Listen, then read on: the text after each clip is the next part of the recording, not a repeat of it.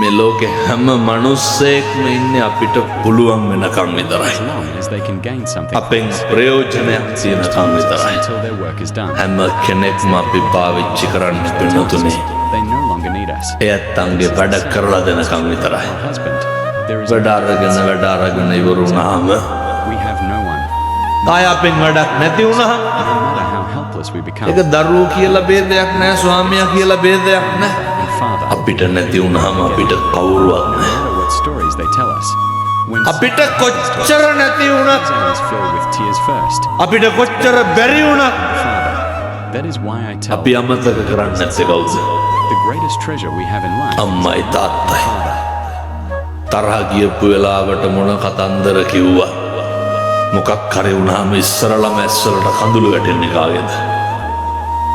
අම්මගේ තාත්තගේ.